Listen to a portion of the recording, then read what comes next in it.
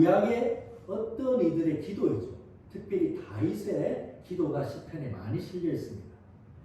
시인의 기도는 막연한 가운데 그냥 평탄한 가운데 드려졌던 기도가 아니라 구체적인 상황이 있었고 그 가운데 드려졌던 것이 이 시편의 기도입니다. 오늘 본문에서 시인의 상황을 추측할 수 있는 말들이 몇 가지가 나오죠.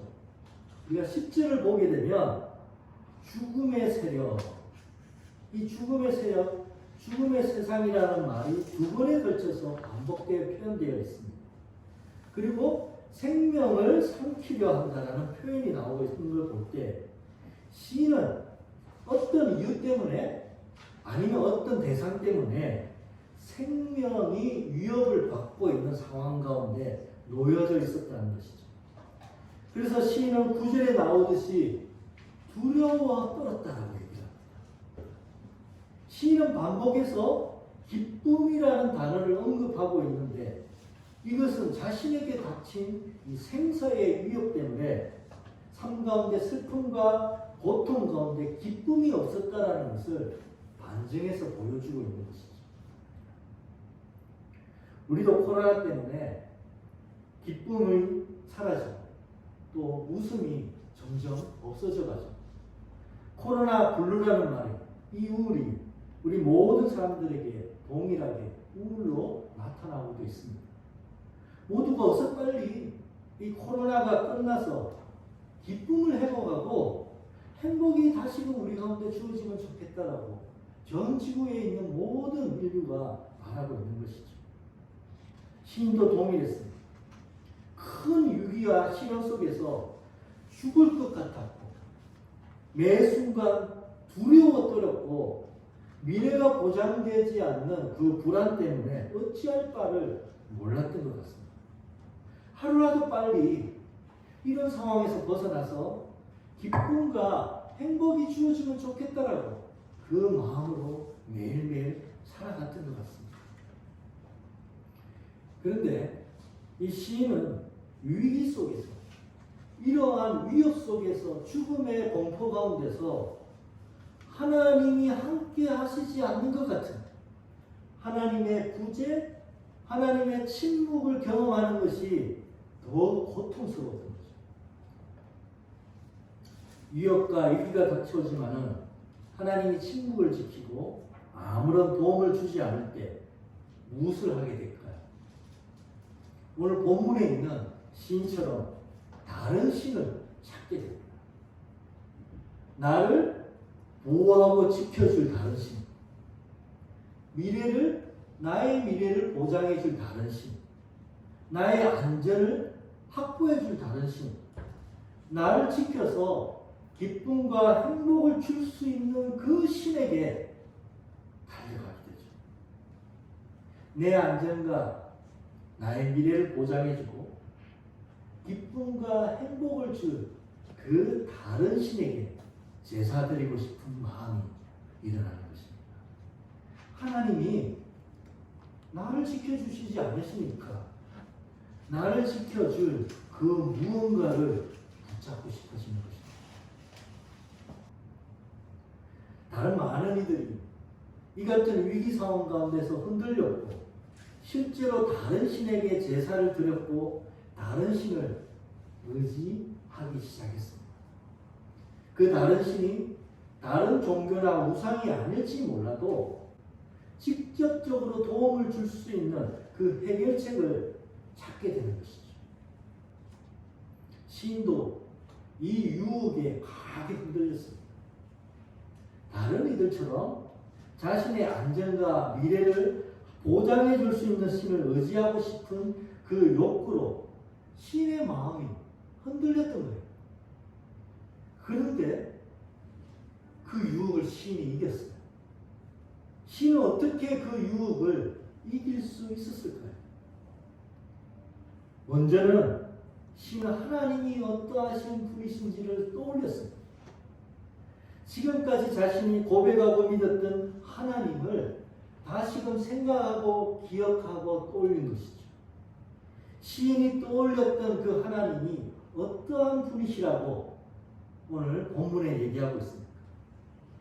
내 미래를 책임져 주시는 분, 언제나 함께 하시는 분, 나의 오른쪽에 계신 분, 나를 보호하시는 분, 필요한 모든 복을 내려주시는 분이라고 시인은 고백하죠.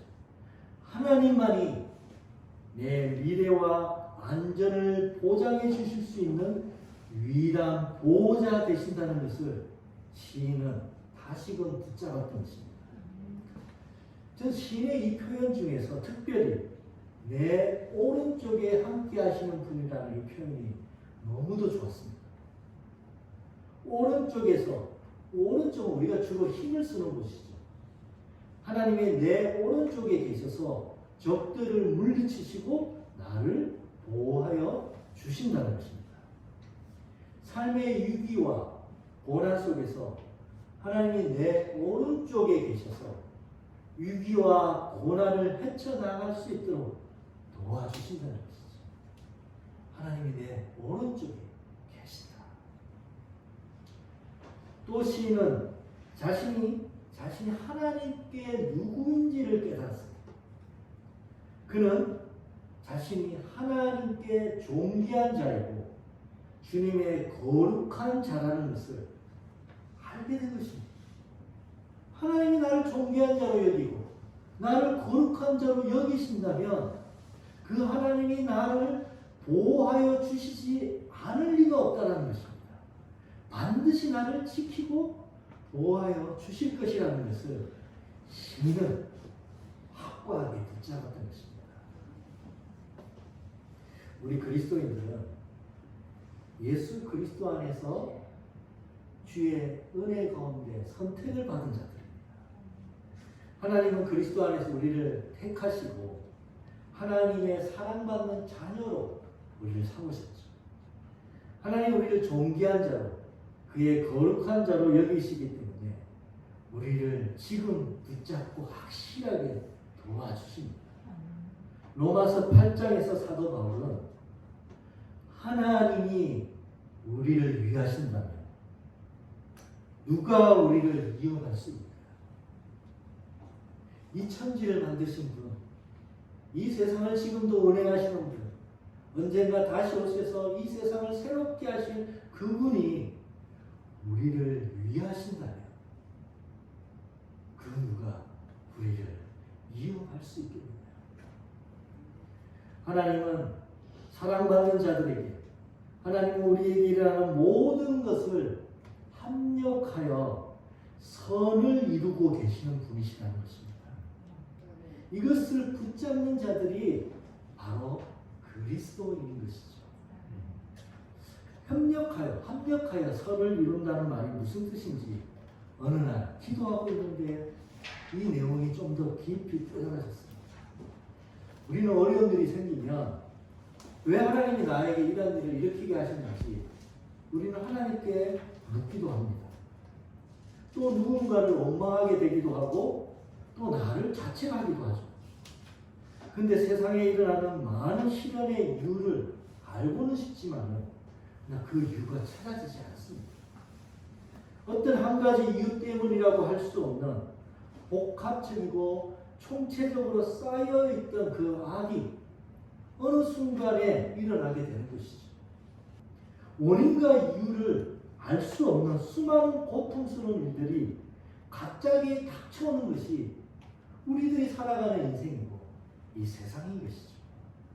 타락한 세상에 살아갈 수밖에 없기 때문에 우리에게는 곧잘 그런 어려움과 그런 시련과 고통스러운 일들이 우리 그리스도인에게도 닥쳐오는 것입니다. 그렇다면 하나님이 합력하여서 선을 이룬다는 것은 일어난 일을 우리는 어떻게 할 수는 없지만 하나님은 그 일어난 일로 우리가 파멸되지 않도록 우리를 보호하여 주시고 그 일을 통해서 우리를 성숙시키시고 우리를 온전케 하시도록 선용하시도록 그 모든 것들을 섭리하고 계신다는 것입니다. 시인은 하나님의 이런 섭리를 믿었던 것입니다. 그런데 우리도 이 시인처럼 이런 믿음을 붙잡고는 싶습니다. 근데 위기가 닥치면 잘 안 되는 것을 우리는 경험하죠. 그렇다면 시인은 어떻게 이런 확신을 얻어서 다시 믿음 가운데 그가 잘하게 될 수 있었을까요? 시인은 날마다 좋은 생각을 주시고 밤마다 나의 마음에 교훈을 주시고 주님이 몸소 생명의 길을 보여주셨다라고 얘기합니다. 위협과 위기가 닥치면 하나님에 대한 생각마저도 의미가 없어지고 실망스러워 때로는 하나님이란 말조차도 떠올리기 싫을 때가 있는 것을 우리는 경험했습니다. 그런데 이럴 때일수록 말씀을 붙잡아야 합니다. 가짜 생각, 이 사단적 생각에 사로잡혀서 생명의 길이 아닌 절망의 길로 가지 않도록 말씀을 더욱더 필사적으로 붙잡아야 하는 것이죠. 그리고 그 말씀 속에서 우리 하나님이 어떠한 분이신지, 우리는 하나님께 누구인지를 그 말씀하시는 하나님의 그 음성 속에서 다시금 우리를 돌아보고 우리를 새롭게 해야 하는 것이죠. 하나님은 성경 속에서 날마다 밤마다 좋은 생각과 교훈과 생명의 길을 알려주십니다. 성경을 펼치면 하나님의 음성이 기다렸다는 듯이 우리에게 그 생명의 길을 알려주십니다. 이 시인은 하나님이 누구시고 자신이 하나님 앞에 누구인지를 깨닫게 되자 하나님께 나아가 기도하기 시작했습니다. 진정 의지할 수 있는 분, 안전을 보장하고 미래를 지켜줄 수 있는 분, 진정한 기쁨과 행복을 줄 수 있는 그 하나님 앞에 나아가 무릎을 꿇고 그분 앞에 매달리기 시작했습니다. 그리고 이렇게 기도하죠. 하나님, 나를 지켜주십시오. 하나님, 내가 주께로 피합니다. 시인은 하나님은 내 오른쪽에 함께 계시며 내 간구를 들으시며 나를 도우시고 지키시는 분이 하나님이심을 깨닫고 그분 앞에 나아가 매일매일 무릎을 꿇고 기도하며 매달리기 시작했던 것이죠. 위기가 닥치면 그 위기가 눈앞에 너무 크게 보여서 하나님이 지금껏 우리를 어떻게 도와오셨는지를 잃어버리게 됩니다. 그러나 다시 잠잠히 하나님 앞에 우리가 앉을 수만 있다면 하나님이 지나온 그 많은 위기와 시련 속에서 우리를 얼만큼 적절하고 지혜롭게 도와오셨는지를 우리는 깨달을 수 있습니다. 시인은 이 놀라운 고백으로 기도를 마무리합니다. 그는 하나님을 모시고 사는 그런 하나님을 모시고 사니 기쁨이 넘칩니다. 자신을 진정 도울 수 있는 하나님께 기도할 수 있다는 것, 나를 도우실 수 있는 분, 진정으로 나를 보호할 수 있는 그분 앞에 기도할 수 있다는 것, 그것이 얼마나 큰 기쁨인지 모르겠다는 것이죠. 내 기도를 받으시고 내 기도를 응답하시는 그분 앞에 기도할 수 있다는 것, 그것이 얼마나 큰 행복인지 모르겠다는 것입니다. 하나님을 의지하고 하나님을 붙들고 살아가는 것이 행복이라는 것이죠. 그래서 시인은 5절에서 하나님이 자신이 받을 유산이다라고 고백합니다. 바로 하나님 그분이 내가 이 인생 속에서 받은 가장 복된 유산이다라고 그렇게 고백하고 있는 것이죠. 더 나아가 시인은 하나님이 자신을 영원토록 지키시고 보호하실 것을 알았기 때문에 그 즐거움이 영원할 것이라고 연이어 고백을 하고 있습니다. 말씀을 마무리합니다. 강이 아름다운 이유가 무엇일까요?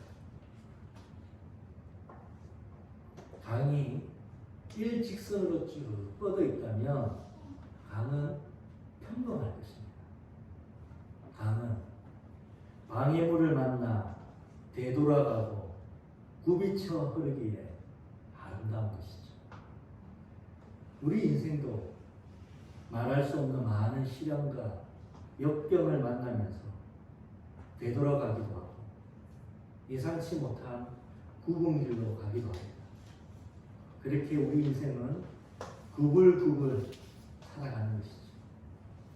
그러나 그렇게 구불구불 굽어치기에 우리 인생이 아름다운 것은 아닐까요? 구부러지는 당신은 힘들고 절망스러울지 모르지만 그 인생을 인도하시고 도와주시는 주님이 계시기에 그 굽이쳤던 인생길이 아름다워지는 것은 아닐까요? 하나님은 하나님을 신뢰하는 자 그 오른쪽에서 언제나 함께 하시는 분이십니다. 어떤 위기가 있고 때론 죽음의 위협이 있을지라도 하나님이 우리를 궁극적으로 보호하실 것입니다. 그래서 하나님을 믿는 자는 좌절하지 않습니다. 하나님의 모든 것을 합력하여 선을 이루실 것을 알기 때문이죠. 시련을 만나 굽이치며 구불구불 갈지라도 하나님이 우리 오른쪽에서 우리를 도우시고 구원으로 인도하실 것을 우리는 알기 때문입니다. 그리고 하나님 안에 있기에 굽이쳤던 인생이 얼마나 아름다웠는지를 하나님은 알게 하실 것입니다. 하나님은 살아계십니다. 이 하나님을 내 인생에 모시고 사십시다. 하나님 안에 있는 자는 존귀한 자들입니다. 하나님은 그 존귀한 자의 오른쪽에서 그들의 미래와 안전과 생명을 보호하시며 지켜주실 것입니다. 주님을 모시고 사는 삶은 기쁨이 넘칩니다.